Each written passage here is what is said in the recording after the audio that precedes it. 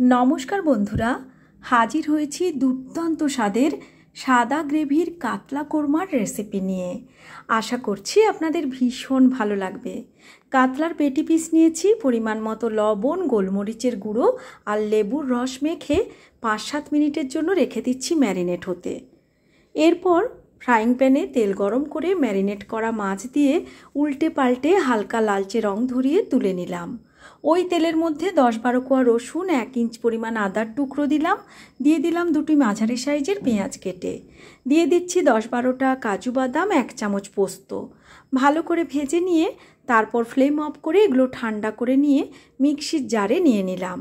6টা কাঁচা লঙ্কা, 1 মুঠো ধনেপাতা, হাফ কাপ টক দই মসৃণ করে বেটে নিলাম। ওই প্যানেই 2 চামচ তেল, 1 চামচ ঘি গরম করে শুকনো লাল লঙ্কা আর গোটা গরম মশলা দিয়ে একটু নাড়াচাড়া করে বেটে রাখা মশলা দিয়ে ভালো করে কষিয়ে নেব। গোলমরিচের গুঁড়ো, অল্প গরম মশলার গুঁড়ো, পরিমাণ মতো লবণ, অল্প চিনি দিয়ে তেল ছেড়ে যাওয়া পর্যন্ত কষিয়ে নিয়ে গ্রেভির জন্য জল কিংবা দুধ যোগ করে দিতে হবে।